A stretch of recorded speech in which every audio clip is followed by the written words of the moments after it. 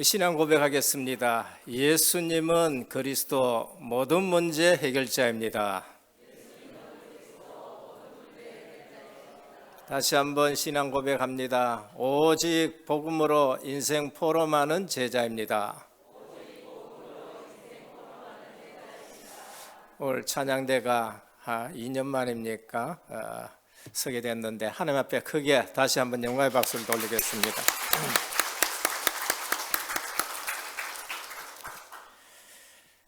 대단한 줄 알고 떠들었는데 나중에 보니까 그게 별것 아닌 것으로 밝혀졌어요. 언제냐? 그리스도와 하나님 나라를 알았을 때입니다. 또 중요한 것이었는데 아주 하찮게 여긴 적이 있었습니다. 언제냐? 그리스도와 하나님 나라를 몰랐을 때에 그렇게 됐었습니다. 이걸 모르다 보니 세상에서 예수 믿고 살고 바르게 살고 정직하게 산다는 것이 너무 힘든다라고 그렇게 우리가 살아왔습니다. 그것이 함정에 걸려가지고 살았는 삶이고 그것이 틀에 갇혀진 삶이고 올무에 잡힌 삶이 그 삶인 것입니다. 하나님 나라가 그러면 무엇입니까? 하나님이 주인 된 것이 하나님의 나라입니다. 마태복음 우리가 계속 지금 말씀을 듣고 있는데 마태복음이 뭔가? 왕이신 그리스도가 오셨다라는 것입니다. 그분이 내 주인이 되면은 내가 하나님의 나라가 된다라는 것을 우리에게 말씀하십니다. 왜 오셨느냐? 창세기 3장에서 하나님 나라를 잃어버렸어요.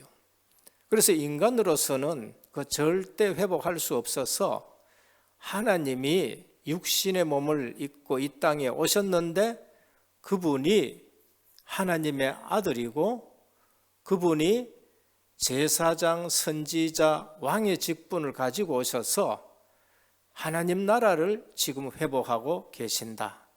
그거를 말씀하는 것입니다. 그래서 그리스도와 하나님 나라를 모르면은 대단하지 않는 것을 대단하게 여깁니다. 세상 것. 그리스도와 하나님 나라를 모르면은 가장 중요한 것인데 하찮게 여겨서 어느 날 큰 실패를 합니다. 그것이 불신앙의 삶인 것입니다. 이것이 혼돈되어지면은 예수 믿는 것이 힘든다. 뭘 좁은 길로 가야 된다. 그러면서 핍박이 있다. 그러면서 다들 넓은 길로 가는데 나는 왜 이렇게 좁은 길로 가야 되느냐? 그렇게 되어집니다. 왜? 중요한 것을 몰랐기 때문에 그런 것입니다. 그러면서 어떤 생각이 드느냐? 다 거짓말하고 다 속이고 다 자기 마음대로 사는데 내 혼자 바르게 산다고 누가 알아주냐? 내만 손해나네? 이런 생각을 가집니다. 그래서 세상이 그러니 어쩔 수 없다라고 말합니다. 이 생각이 교회를 멍들게 만들고요. 이 생각이 교회에 아무 힘없게 만들어요. 왜? 사단에게 속아가지고. 그래서 그 나라가 후진국이 됩니다. 교회 없어서가 그런 거 아니에요. 분명히 교회도 있고 성당도 있는데 그거를 몰라서 그렇습니다. 그래서 나라 전체가 때로는 공산주의 국가로 가게 되는 일들도 있는 것입니다. 우리는 복음 딱 가졌다. 고난 당할 수도 있습니다.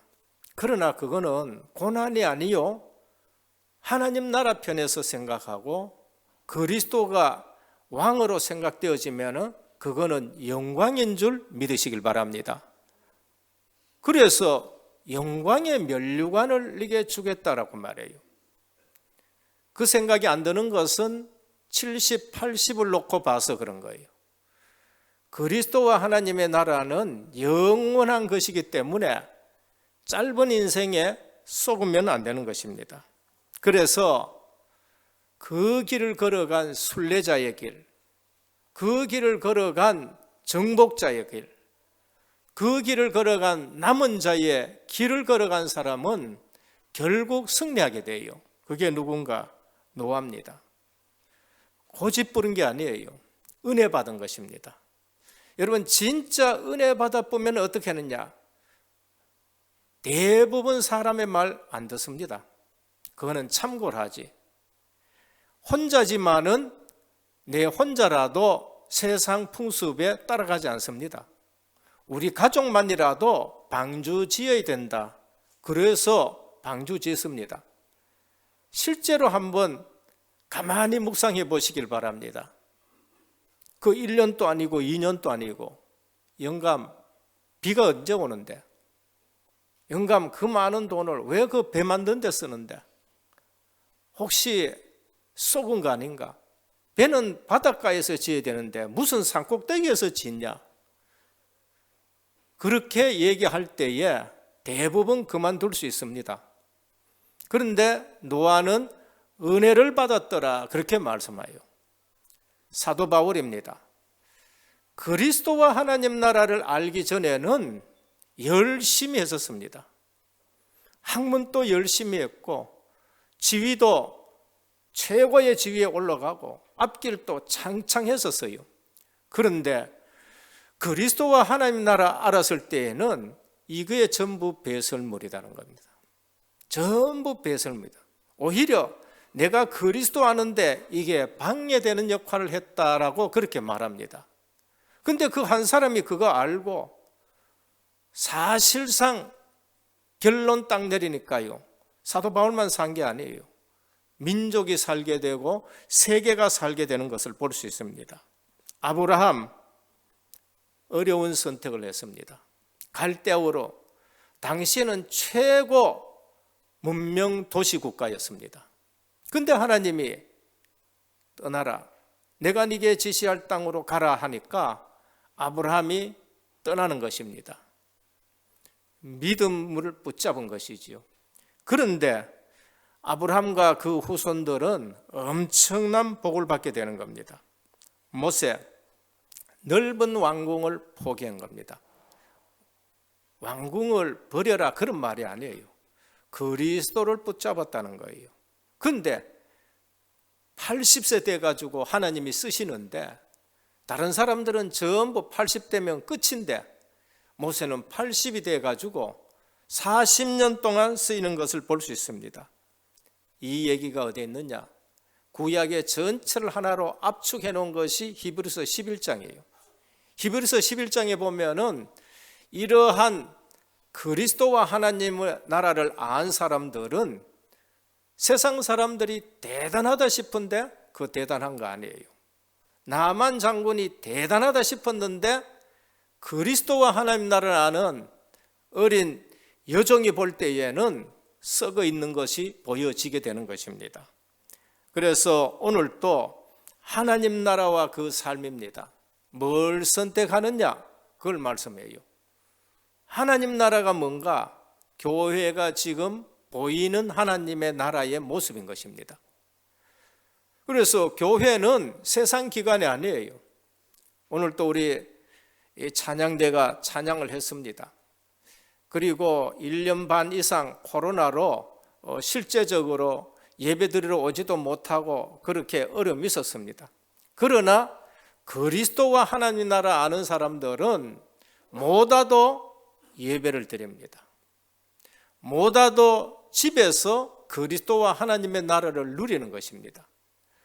지금 아무리 막아도 중국 같은 데는 지하에서, 북한에도 그처럼 가장 핍박을 하더라도 가정에서 그 그리스도와 하나님 나라를 누리는 거예요. 그래서 우리는 마태복음을 말씀을 묵상하면서 딱 한마디를 아셔야 됩니다. 그리스도와 하나님 나라, 그게 마태복음의 모든 주제가 되는 겁니다. 마태복음에는 왕이 오셨다. 그분이 누군가? 그리스도다. 왜 오셨느냐? 하나님 나라 회복하기 위해서 오셨다. 그래서 예수님의 설교 주제는 계속 하나님의 나라였었습니다. 오늘 또 그 사실을 아는 사람들은 선택이 달라요. 선택이 다릅니다.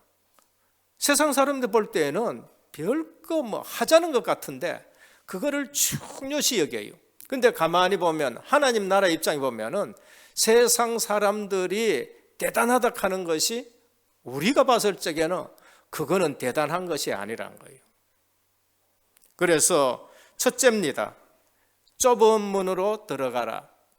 하나님 나라의 사람들, 그리스도가 왕인 사람들은 어디로 가느냐? 좁은 문을 선택한다는 거예요. 하나님이 우리를 선택했으면은 우리는 하나님이 원하는 것을 선택하시길 바랍니다. 하나님이 나를 불렀어요. 그럼 나는 하나님이 기뻐하는 걸 선택하는 거예요. 좁은 문으로 들어가라. 이 말이 무슨 말인가? 좁은 문과 좁은 길은 오직의 길이라는 겁니다. 많이 있는 게 아니고요.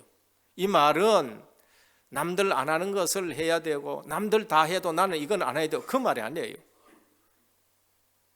자칫 그렇게 하다 보니까 기독교인들이 폭이 좁아질 수 있는 그러한 부분이 있습니다. 또 그렇게 살아갈 수도 있어요. 담배도 안 피워야 되고 불신자고 교제도 안 해야 되고 술도 안 먹어야 되고 그 다음에 또 세상 문화도 안 해야 되고 게임도 안 해야 되고 그 말이 아닙니다. 할 수도 있고 안 할 수도 있는 거예요. 그 말이 아니고 좁은 길이란 말은 넓은 길하고의 반대되는 것인데 좁은 길이라는 유일한 길이란 거예요. 이것도 해도 되고 저것도 해도 되고 그게 아니고요. 이것이 아니면은 도저히 안 된다 하는 것이 좁은 길입니다. 하나님이 세상을 사랑하사 독생자를 주셨으니 누구든지 저를 믿으면 멸망치 않고 영생을 얻게 하려 하심이라 그랬습니다. 독생자, 유일하신 아들, 그 한 분을 믿는 것이 좁은 길입니다. 그래서 그분이 오셔서 하신 말씀이 뭐예요? 내가 곧 길이요 진리요 생명이니 나로 말미암지 않고는 아버지께로 올 자가 없다는 겁니다. 그래서 예수 그리스도만이 하나님 만나는 길, 유일한 길, 그걸 좁은 길이라고 말씀하는 거예요. 사도들이 그거 깨달았습니다. 사도행전 4장 12절이에요. 다른 이로서는 구원을 얻을 수 없나니 천하인간에 구원 얻을 만한 다른 이름을 우리에게 준 일이 없다라고 그렇게 말씀했습니다. 유일한 길이요, 한 길이요, 그것만이 생명의 길이기 때문에 그걸 좁은 길이라고 말합니다. 사도 바울 율법을 연구를 많이 했었습니다. 근데 답이 안 났어요. 어느 날 예수 그리스도 그 한 분으로 답이 났어요. 그래서 고린도전서 1장 2장에 보면 뭐라 합니까? 내가 예수 그리스도의 십자가 외에는 다른 것은 절대 말하지 않기로 작정했다 그래요. 갈라디아서는 뭐라고 했느냐면요, 다른 복음은 없다. 내가 전한 이 복음 외에는 다른 복음은 없는데 다른 복음을 전하면 천사들이라도 저주를 받을지라라고 말씀했어요. 오늘 저와 여러분들 예수를 믿는데 오직 예수 믿기를 축원합니다. 그게 좁은 길 가는 거예요. 힘든 길이란 말이 아니고 힘들 수도 있어요. 왜? 다른 사람이 안 하는 거를 하고 있으니까 영적으로 사단이 방해하고 힘들 수는 있어요. 그러나 좁은 길을 걸어가 보면은 그 기쁨과 그 역사는 힘든 역사, 힘든 일이 아니라는 걸 우리에게 말씀합니다. 넓은 길은 뭔가? 넓은 길은 종교의 길입니다.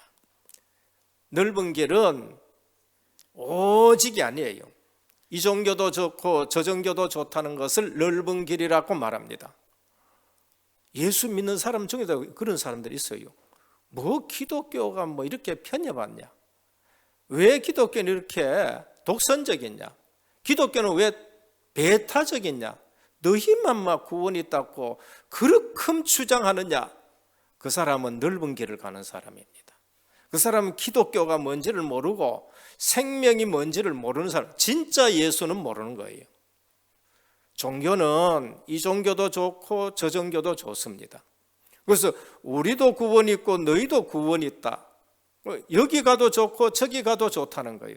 그래서 이 사실을 알지 못하는 사람은 교회 왔다가 그 다음에 또 절에 갔다가 그 다음에 천도교 갔다가 그 다음에 또 맹자 공자하러 갔다가 온데 다 댕깁니다. 방황입니다. 종교는 여기 가도 괜찮고 저기 가도 괜찮고 좋은 얘기를 많이 합니다.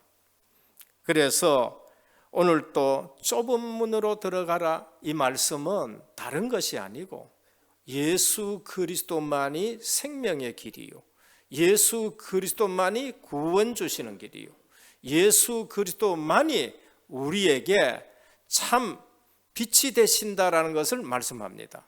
좁은 길이 뭔가? 오직 믿음의 길입니다. 행위로서는 절대 구원받을 수 없는 것이 우리 인간이에요. 그래서 하박국 2장 4절에 보면은 달려가면서도 볼 수 있게 써놔라.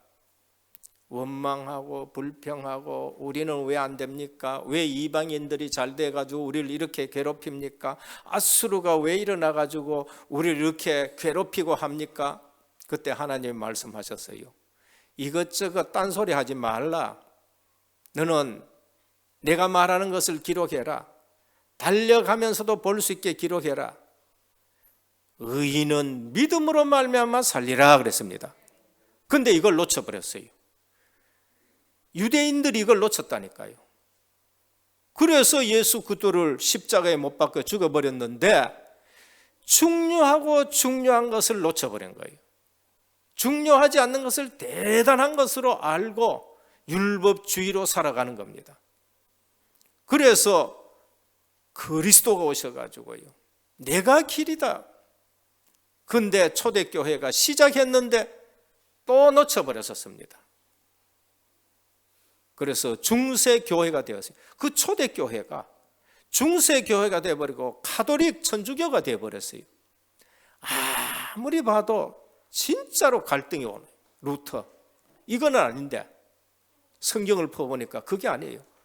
오직 의인은 믿음으로 말미암아 살리라. 사도 바울이 기록한 거 그걸 보고 지난주에가 10월 30일이지요.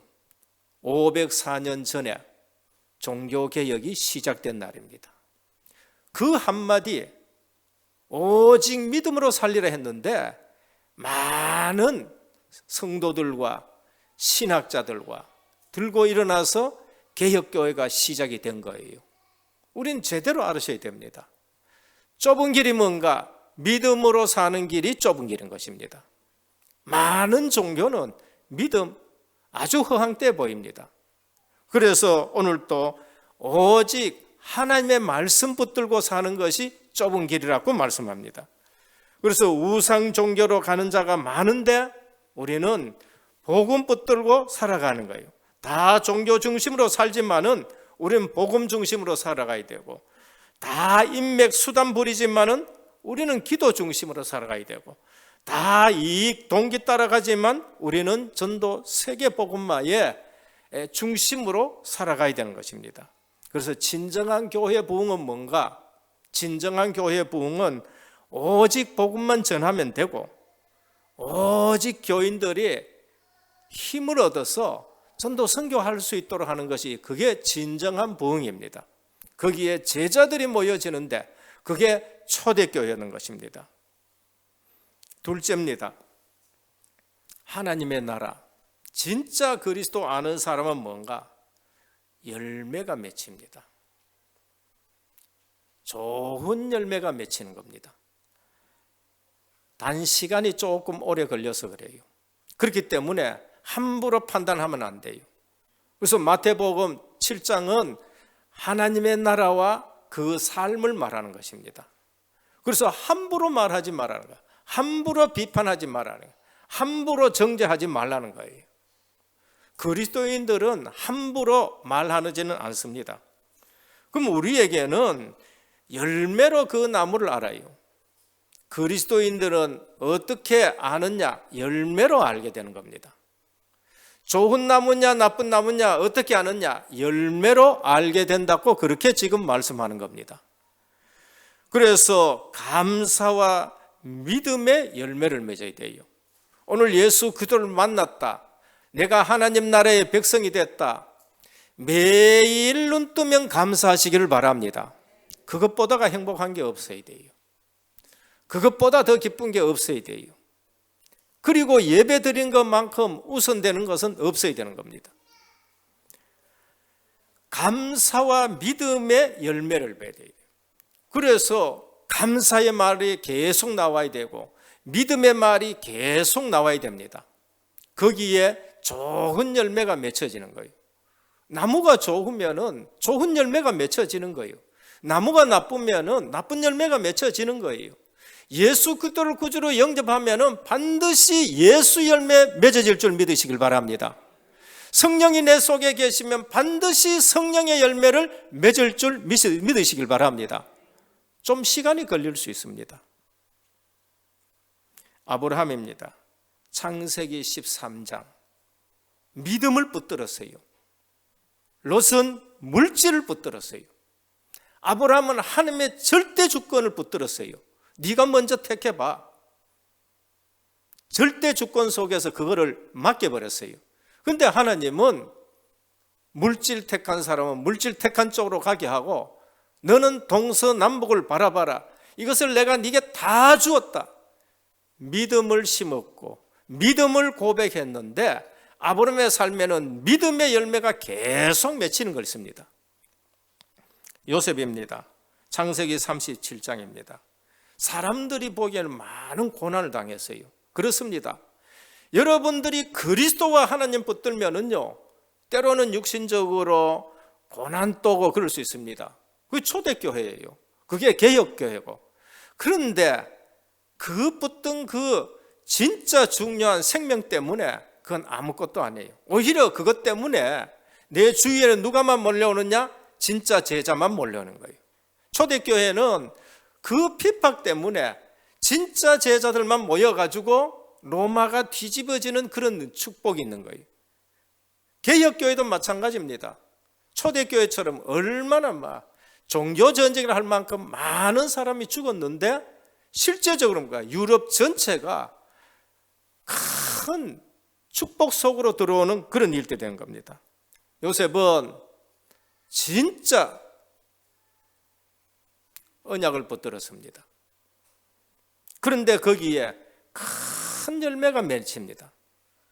하나님이 주신 비전을 붙들었는데 요셉 때문에 70명의 식구들이 살게 되고 그 70명을 통해 가지고 한 민족이 이루어지는 걸 볼 수 있습니다.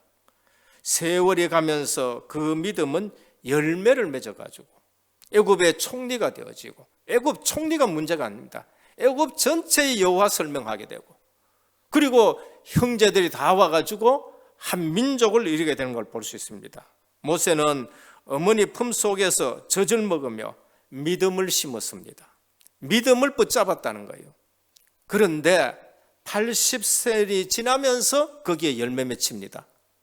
오늘 우리는 금방 열매가 안 맺혀도 괜찮습니다. 내가 믿음 붙드느냐 믿음을 붙들지 않느냐가 중요해요. 내가 하나님 나라의 비전을 잡고 있느냐 안 잡고 있느냐가 중요한 것입니다. 다윗은 어릴 때부터 양을 치면서 그 믿음을 붙잡았습니다. 그리고 그 믿음을 고백했어요. 여호와는 나의 목자시니 내게 부족함이 없으리로다. 그가 나를 푸른 초장에 넣으시며 실만한 물가로 인도하시는도다. 자기 이름을 위하여 의의 길로 인도하시고 내가 사망의 음침한 골짜기를 다닐지라도 해를 두려워하는 것은 주께서 나와 함께 하심이라. 주의 지팡이와 막대가 나를 안위하시나이다. 주께서 내 원수의 목전에서 내게 기름을 부으시니 내 잔이 넘치나이다 라고 고백했어요. 그런데 실제적으로 그 열매가 맺어졌어요. 원수 앞에서 기름 부었는데 잔이 넘치는데 흑암이 꺾여지게 되고요. 진짜 왕이 되면서 기름 붓는 일들이 있는 겁니다. 오늘 지금 또 믿음을 붙잡으면은 믿음의 열매가 맺혀지는 줄 믿으시길 바랍니다. 그래서 비난하거나 비판하거나 그 말 하지 말라. 그리스도인의 삶, 하나님 나라와 그 삶. 그래서 믿음의 말을 하면은 믿음의 열매가 생기고 불신앙 말하면은 불신앙 열매가 맺혀진다. 그게 지금 마태복음 7장 하나님의 나라의 선택을 지금 말씀하는 겁니다. 필름에 담긴 대로 사진이 나와요. 검으면은 검게 나오고 흰 부분은 희게 나오고 붉은 부분은 붉은 부분으로 나옵니다. 하물며 하나님의 자녀가 내뱉는 말은 그대로 사무엘 그러죠. 한 말도 떨어지지 않았다 그래요. 불신앙하면 어떻게 돼요? 불신앙 말이 떨어지면 불신앙이 맺어지는 겁니다. 아브라함이 불신앙 한번 딱 심었는데요, 이스마엘을 통해가 계속 불신앙 열매가 맺어지는 거예요. 이삭을 보고는 뭐라 합니까? 약속의 자녀라 그래요. 누가 준 약속이에요? 하나님이 준 약속이에요. 그 약속의 말대로 이삭이 왔어요. 그래서 이삭은 약속의 자녀라 그럽니다. 그래서 이삭은 말씀 운동의 대표가 되는 거예요. 왜? 약속의 말씀대로 태어나가지고 이삭은 불신앙할 생각을 못하는 사람이에요. 그러니까 이삭을 통해서는요, 계속 영적으로 하나님의 사람들이 계속 일어나게 되는 걸 볼 수 있습니다. 지금 또 믿음, 기도, 생각, 말 그대로 열매가 맺혀지는 거예요. 그래서 내가 하나님의 백성이다, 좋은 나무다, 나는 좋은 나무예요, 나는 성령의 열매가 맺혀져야 될 나무예요. 그런데 딴 말 하니까 괴로울 수밖에 뿐인 겁니다. 불신앙하니까 괴로울 수밖에 뿐이에요. 내가 하나님의 자녀가 되는 거 계속 감사하시기를 축원합니다. 내가 하나님의 자녀가 됐기 때문에 CVDIP를 계속 고백하셔야 돼요. 내가 복음을 잡았는지 종교를 잡았는지 열매로 나타나게 되는 겁니다. 하나님의 백성은 좋은 나무예요. 좋은 열매 맺어질 수밖에 뿐인 거예요. 아무리 모양이 좋아도 열매가 나쁘면은 나쁜 열매가 되는 거예요. 아무리 잎이 무성해도 열매가 없으면은 그리스도가 주님이 그걸 저주하는데 그게 무화과 나무가 되는 거예요. 열매 없는 무화과 나무가 되는 겁니다.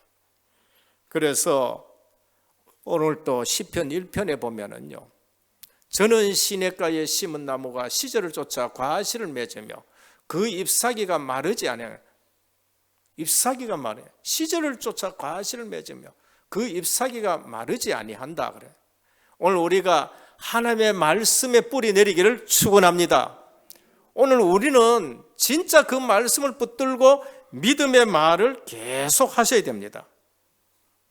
성령께서 우리 속에 계시잖아요. 좋은 나무지요. 마귀가 우리 속에 있다. 나쁜 나무예요.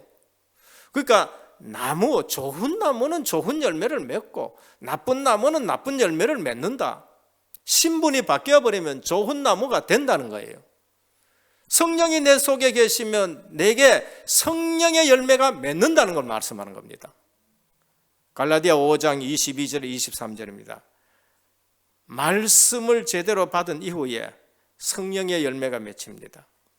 오직 성령의 열매는 사랑과 희락과 화평과 오래 참음과 자비와 양성과 충성과 온유와 절제니 이 같은 것을 금지할 법이 없느니라. 막을 수가 없어요. 우리가 사랑의 열매가 맺히고 희락의 열매가 맺히고 화평의 열매가 맺히고 우리가 인내의 열매, 자비, 양선, 충성, 온유, 절제 이거 맺히는데 막을 수 있는 사람이 있느냐? 막을 수가 없다고요. 이유가 뭐예요? 성령의 열매이기 때문이에요.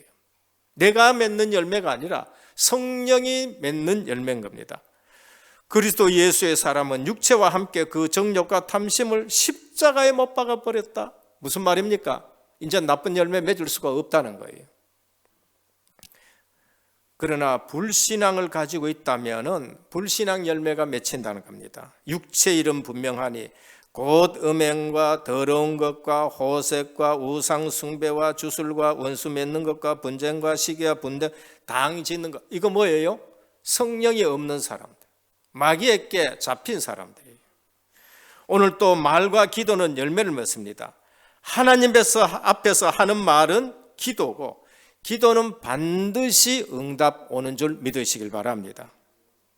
그래서 기도의 힘을 아는 사람은 이익에 연연하지 않습니다. 그래서 우리는 계속 언약을 붙들고 언약의 말을 하게 되고 믿음의 말을 하게 되고 감사를 하게 되는 거예요. 다음 주에는 추수감사절입니다. 한 해에 하나님이 내게 주신 열매가 얼마나 감사한지 한번 쭉 묵상해 보시면서 정말로 추수감사가 감사가 넘치는 절기가 되시길 바랍니다. 내가 이 코로나 시대에 하나님이 우리에게 주신 은혜가 얼마나 큰가. 그리고 주님이 주인 되시고 성령이 내 속에 역사서 우리가 맺은 열매가 얼마나 귀한가. 그거 한번 생각하시면서 감사하시길 바랍니다. 셋째, 선택. 뭐를 선택하느냐? 모래 위를 선택하느냐? 반석 위를 선택하느냐? 하나님이 선택하신 사람들은요, 모래 위에 집을 짓지 않습니다. 하나님이 선택하신 사람들은 반드시 반석 위에 짓습니다. 그래서 무너지지 않는 인생, 그리스도인은요 무너지지 않습니다. 더딜 수는 있어요. 그러나 무너지지는 않습니다. 때로는 무너져도요 새롭게 또 시작을 합니다. 모래 위에 지은 집은 뭔가 특징이 쉽게 지을 수 있습니다. 모래 위에 지은 집은 뭔가 잘 지으면 잘 지을수록 더 큰 문제가 와요. 잘 못 지으면은 그냥 막 크게 무너질 것도 없어요. 크게 무너질 것도 없다니까. 그런데 모래 위에는 잘 지으면 잘 지을수록 크게 무너지고 큰 피해가 와요. 그래서 불신자들이 시큰 성공해 놔놓고 높은 자리에 올라가 가지고는 크게 무너져 보니까 더 이상 소망이 없어 가지고 자살하게 된 거예요. 운명이다 하고 대통령도 자살하는 거예요. 이스라엘이 멸망한 이유도 바로 그런 겁니다. 종교로 굉장히 열심히 지어놨어요. 그런데 무너져 버렸어요. 1800년 동안 철저하게 하고, 유대인만큼 철저하게 하는 사람은 없습니다. 유대인만큼 신앙생활 잘하는 사람은 없습니다. 그게 종교생활이에요. 근데 이상하게 1800년, 2000년 동안 오는 저주들이요, 이게 세계 사람들이 봐도 놀랄 만큼 계속 저주를 당하는 거예요. 철저한데, 열심히 신앙생활 하는데 모래 위에, 종교 위에 지어서 그런 것입니다. 이 말은 건물을 잘 짓지 말라는 의미가 아닙니다. 가장 인생의 기초가 되는 그 부분을 어디에 두느냐는 거예요. 저는 결혼식 가가지고 꼭 얘기합니다. 이 가정을 어디에 세울 것이냐? 강남에 세울 것이냐? 서초동에 세울 거냐? 아니야. 강남과 서초동 세워도 그 집은 무너져. 얼마나 그게 많이 무너지는데요. 내가 이 반석 위 내 교회를 세우리라. 여러분 가정을 반석 되시는 그리스도 위에 세워야 되는 거예요.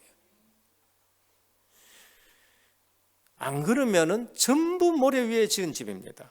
반석 위에 지은 집은 그리스도 위에 지은 집이요, 말씀 위에 지은 집인 것입니다. 주는 그리스도시요 살아계신 하나님의 아들이십니다 하니까 바요나 시므나 네가 복이다. 내가 이 반석 위에 내 교회를 세우리라고 하셨어요. 오늘 교회는 경제 위에 돈 많은 분들이 있다고 교회가 세워지는 게 아니에요. 지위 있고 똑똑하고 사회에서 성공한 사람들이 교회 왔다 해가지고 교회가 든든히 세워지는 건 아니에요. 교회는 주는 그리스도시요 살아계신 하나님의 아들이십니다 고백하는 사람들을 통해 가지고 세운 줄 믿으시길 바랍니다. 그럼 내가 얼마나 큰 복이 있냐 알게 되는 거예요. 내 때문에 교회가 된다. 그분은 굉장히 축복받은 사람이에요. 우리 때문에 해외에 교회가 세워진다. 그거는요 자손들까지 축복받을 일들인 거예요. 교회는 가정입니다. 가정은 교회인 것입니다. 그래서 그 가정과 그 교회는 음부의 권세가 이기지 못한다는 겁니다. 숫자가 적어도 이기질 못해요. 근데 그게 아니면 숫자가 많은데도 지게 되는 걸 볼 수 있습니다. 천국 열쇠를 줬다. 모든 응답 다 받게 되는 겁니다. 오늘 또 저와 여러분들이 내 인생을 어디에 세우느냐? 반석되는 그리스도 위에 세우시길 바랍니다. 그저 물질 기준 되지 마시고요. 지위, 세상 지위 기준 되지 마시고 반석 대신 그리스도가 기준되어지고 교회가 기준되어지고 성교가 기준되어야 됩니다. 그런데 거의 다 알지 못해요. 그게 마태복음 16장입니다. 세상 사람들이 나를 누구라 하지? 전부 지금 틀린 걸 얘기하고 있습니다. 오늘 또 원죄와 거기에 따르는 자범죄에서 빠져나오는 길이 좁은 길 예수 그리스도. 오늘 그 고백하는 것 위에다가 내 인생을 세우는 것이 반석 위에 세우는 그러한 인생이 되는 겁니다. 결론입니다. 말 뒤에는 그 사람의 지식, 생각, 관심이 다 들어 있습니다. 말을 함부로 하는 사람은 인생도 함부로 살게 되는 겁니다. 말을 신중하게 하는 사람은 인생도 신중하게 살아갑니다. 부정적인 말을 하는 사람은 부정적인 인생을 살게 되고 부정적인 열매를 맺습니다. 악한 말을 하는 사람은 악한 결말을 맞게 되고 악한 열매를 맺게 되는 거예요.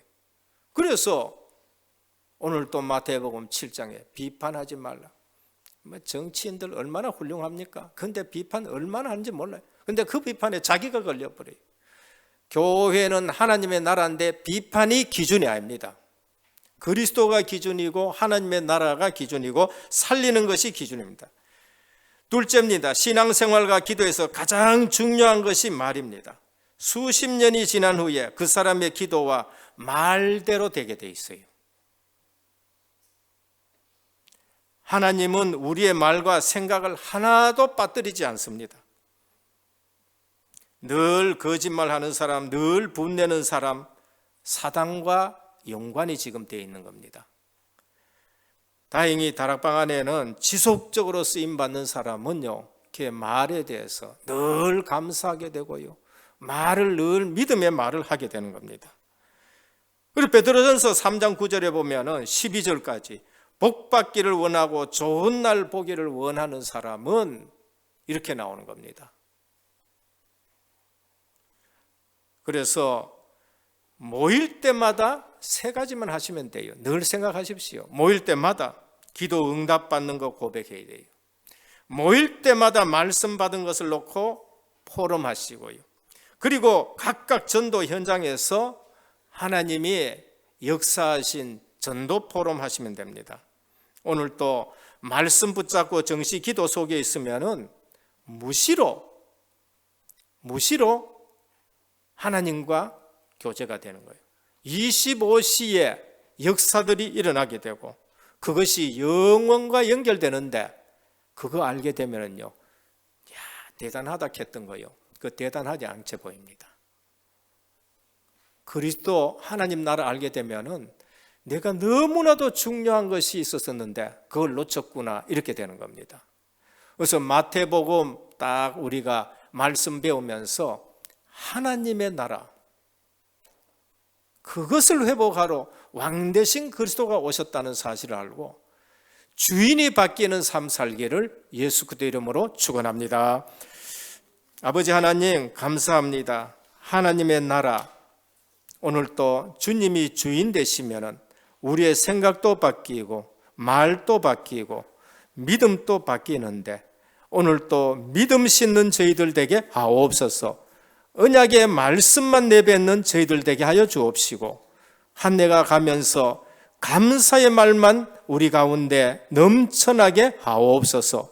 우리 인생이 그리스도 위에 세워진 복된 인생이 되게 하옵소서. 예수 그리스도 이름으로 기도드립니다. 아멘.